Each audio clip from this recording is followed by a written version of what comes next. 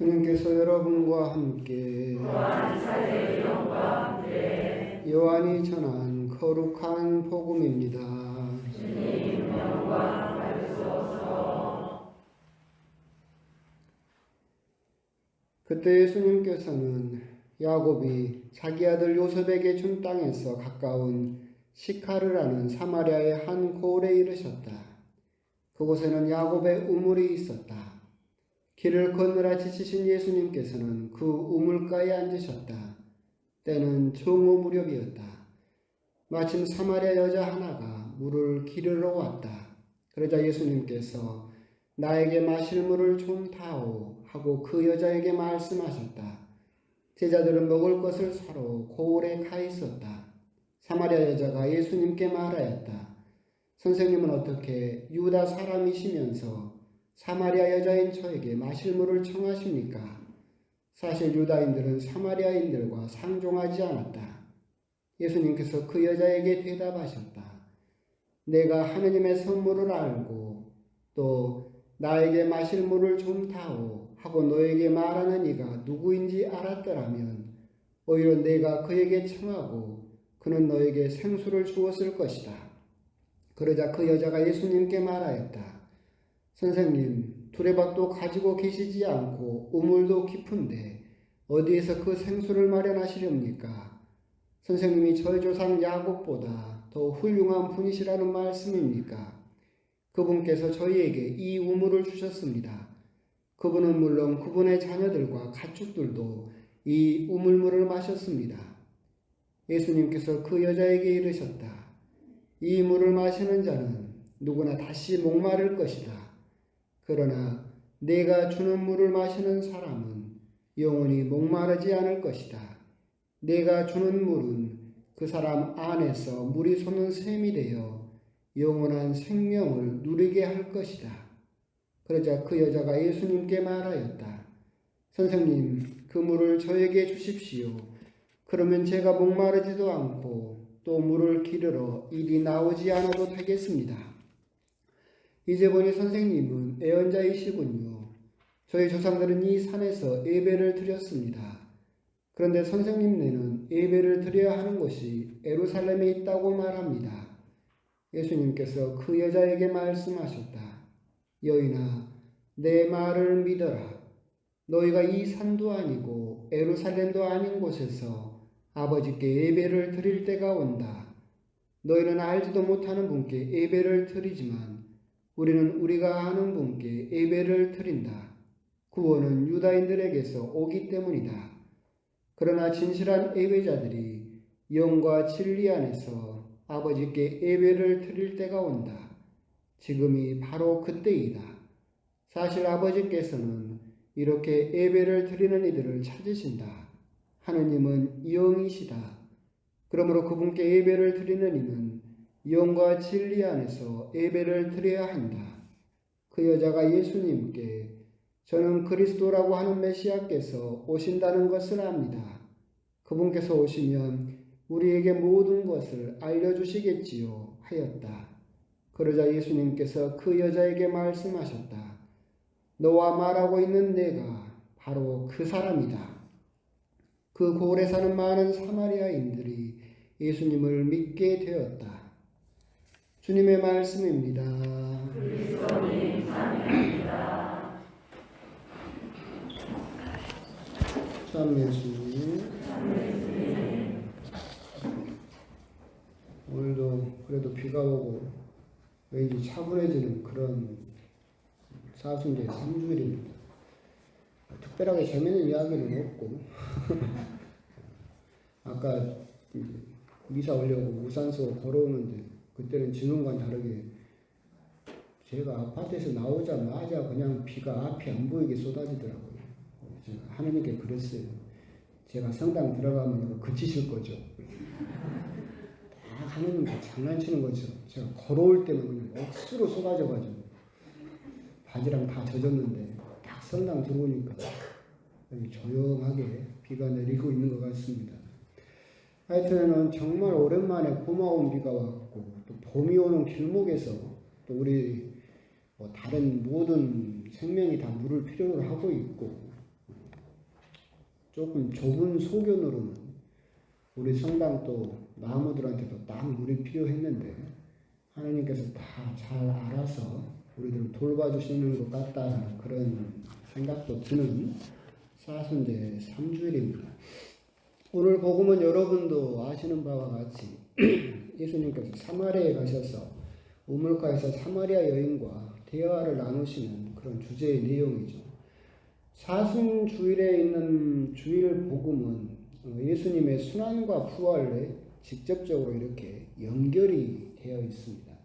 지난주에 예수님의 변모를 여러분이 들으셨는데 그건 역시 연결되어 있었죠. 베드로와 야고보와 요한만 따로 데리고 그 변모 때 데리고 갔던 그 세 명의 증인이 어디 등장한다고 했어요? 너무하네. 겟세마니 동산에서 다시 등장한다 했잖아. 참 대단하죠. 일주일밖에 안 됐는데. 하여튼 그래요. 잘했어요. 그래 제가 다음에 또 써먹지. 예수님 변모를 목격했던 베드로, 야고보, 요한만 따로 데리고라는 이 구절이 예수님이 피땀 흘리시면서 기도하셨던 겟세마니 동산에 고스란히 등장을 한다라고 말씀을 드렸고, 그것은 예수님의 부활이라는 변모와 예수님의 순환이 연결되어 있다라는 그런 힌트다라고 말씀을 드렸는데요. 오늘 복음도 그렇게 연결되어 있습니다. 오늘 복음의 힌트는 뭐냐면 정오무렵이었다라는 단어가 힌트가 들어있습니다. 예수님께서 사마리아 여인을 만나실 때 그때는 정오무렵이었다라고 복음서는 분명하게 기록을 하고 있고, 이 구절은 다시 어디에 등장하느냐면 예수님께서 십자가에 못 박히신 시간이 낮 12시쯤이었다라고 해서 정오와 12시로 서로 연결지어져 있습니다. 그래서 오늘 복음 역시도 그냥 허투루 정오 무렵에 이루어진 것이 아니라 예수님께서 십자가에서 예수님께서 12시 무렵에 십자가에 못 박히시면서 하신 7가지 말씀 중에서 또 하신 말씀이 뭐가 있느냐면 목마르다 라는 말씀을 하셨어요. 이 단어로 이렇게 연결지어져 있죠. 즉, 이 복음, 오늘 복음에서는 목마른 사마리아 여인이 예수님을 만나서 목마르지 않게 되었고, 그죠? 그런데 십자가에서는 이제 목마르지 않았던 예수님께서 목마르게 되셨고, 그래서 이 목마름이 서로 교차하고 있죠. 그렇게 오늘 복음은 연결지어져 있다. 즉, 십자가에서 예수님의 옆구리를 찌르면서 나온 피와 물로서 우리들은 이제 목마르지 않게 되었지만 정오 무렵 낮 12시에 그 우리들을 목마르지 않게 해주신 예수님께서는 정작 당신은 목마르게 되었다라고 그렇게 서로 연결지어져 있다라고 하는 겁니다. 오늘 복음 역시도 예수님의 순환과 그 목마름과 정오 무렵이었다라는 단어로 예수님의 순환과 연결지어져 있는 그런 사순제 3주일의 이야기다라고 여러분들 이제 이해를 하시고 복음을 읽으셨으면 좋겠습니다. 그러면서 오늘 복음은 너무 길어서 제가 줄여서 여러분에게 들려드렸는데 집에 가셔서 한번 차분히 처음부터 끝까지 쭉 한번 차분히 읽어보셨으면 좋겠다라는 말씀을 드리고 싶은데, 왜 그러느냐라고 한다면 오늘 복음은 아주 흥미로운 부분이 하나가 있어요. 무엇이냐면 사마리아 여인이 예수님을 부르는 호칭이 변화하기 시작해요. 제일 처음에 예수님을 부를 때 이 사마리아 여인은 뭐라고 부르냐면 당신은 유대인 남자라고 부릅니다. 그러다 예수님 이야기를 조금 듣고 나니까 그 다음에 예수님을 뭐라고 부르냐면 선생님이라고 부르죠. 또 그 이야기를 점점 듣다 보니까 이제 예수님을 뭐라고 부릅니까? 애언자시군요 라고 부르죠. 그러다가 예수님이 당신이 영과 진리로 생명을 주는 목마르지 않게 될 것이다 라고 확신을 주시자 이 여인은 이제 예수님을 뭐라고 부릅니까?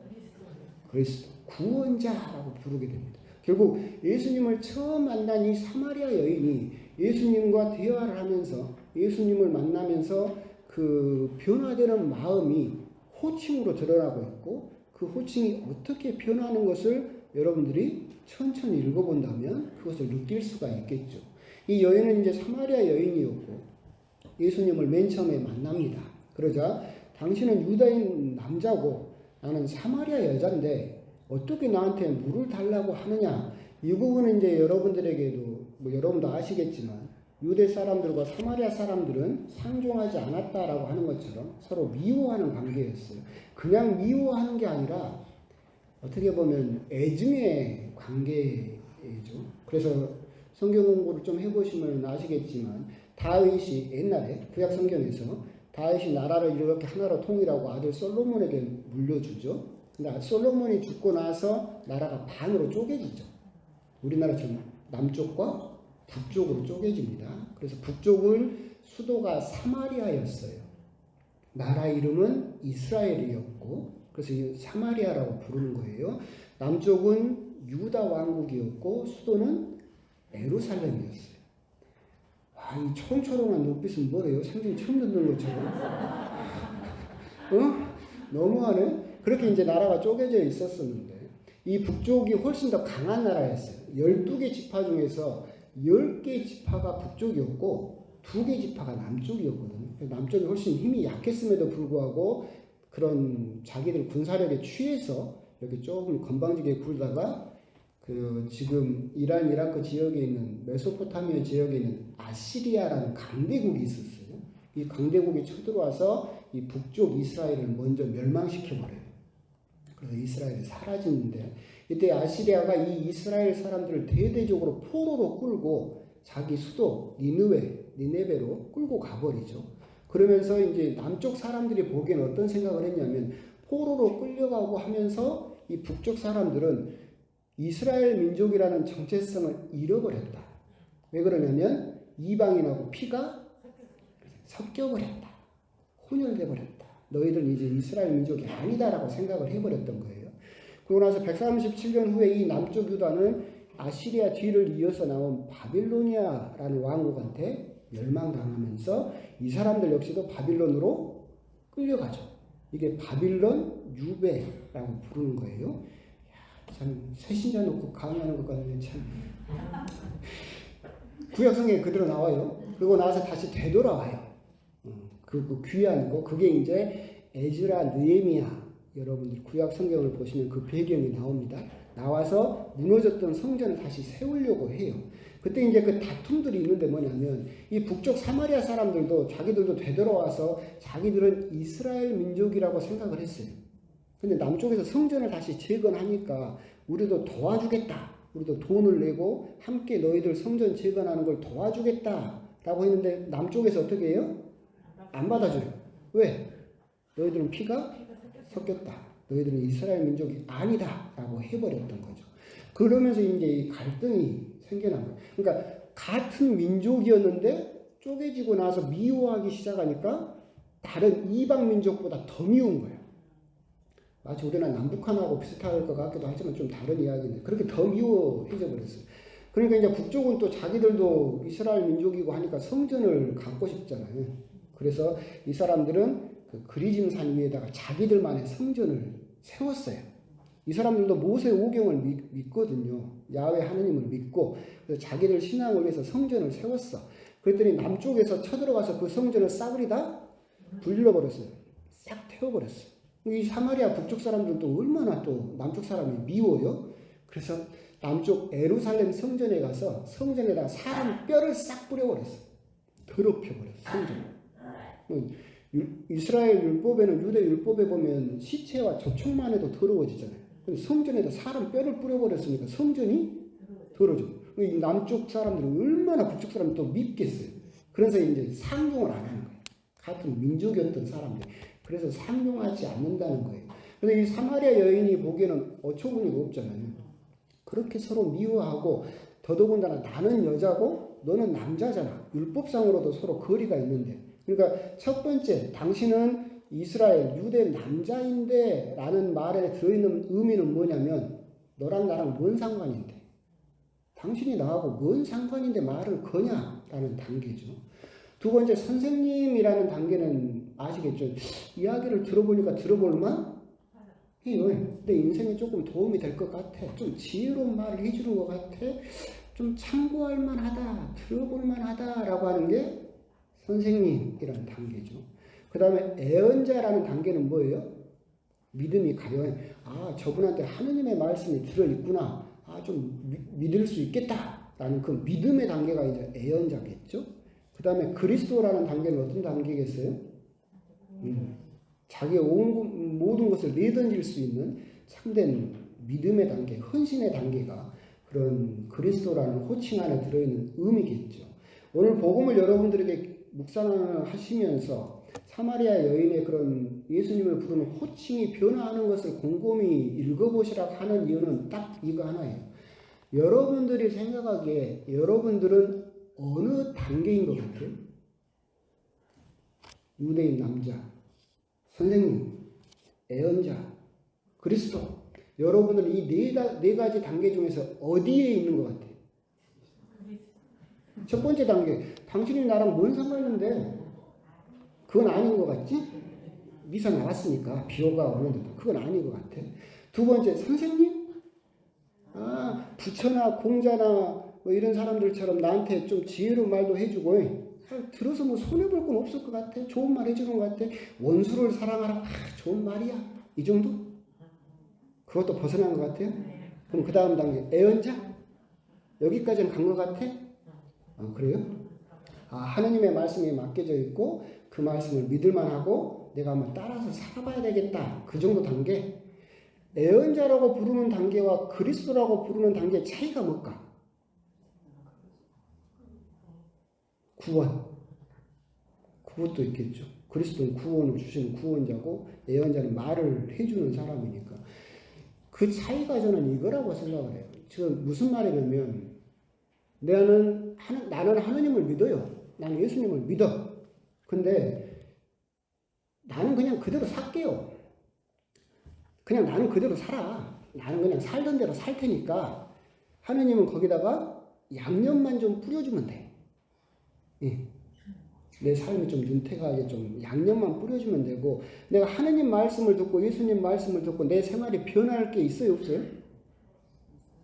없어요. 아니 애언자 단계는 나는 그냥 살던 대로 살라니까 그냥 내 생활에 당신을 위해서 내 생활을 바꾸거나 당신 때문에 내가 뭔가를 고치거나 그러진 않고 그냥 나는 내 삶을 살 테니까 그냥 주일에 가서 기도하고 주일에 가서 미사하면 그냥 양념처럼 나한테 덧붙여지면 되는 거지. 나는 내 삶이 변화될 생각은 없어요. 그냥 저는 이대로 살던 대로 살게요. 이게 무슨 단계예요? 애언자 단계. 하느님의 말을 전해줬어요. 아, 좋은 말이야. 근데 그걸 가지고 변화되지는 않아요. 그게 애언자의 단계죠. 그리스도의 단계는 어떤 단계겠어요? 변화되는 단계죠. 그 말씀을 듣고 내 삶이 변화되는. 회개해라. 그러면 애언자 단계에 머물러 있는 사람들은 뭐겠어요? 회개가 된갑다. 그래. 다음에 하지 뭐. 이게 애언자 단계고. 예수님을 그리스도라고 부르는 믿음의 단계는 뭐겠어요? 회개해라. 그러면 아따 그렇게 너무 거룩한 말 하느님 중심으로 바뀐다고 너무 그렇게 나도 못하는데 막 그렇게 한다고 하면 참 힘들고 회개해라 그러면 뭐예요? 회개하는 척이라도 해야지. 내가 그래도 바꿔봐야 되겠다. 아, 이번 사순 시기에 이번 대림 시기에 이런 점은 내가 부족하니까 이것은 내가 고쳐봐야 되겠다라고 하면서 내 삶에 변화를 주는 단계. 내가 좀 바뀌어보려고 하는 단계. 그게 예수님을 그리스도라고 부르는 단계이지 않을까. 그러고 나서 차근차근 더 좋아지는 거겠죠. 그래서 오늘 복음은 길지만 여러분들이 한번 차분히 읽어보시면서 사마리아 여인이 예수님을 부르던 유대인 남자, 나랑 뭔 상관이래요? 선생님, 인생 살면서 한번 참고할 만하지.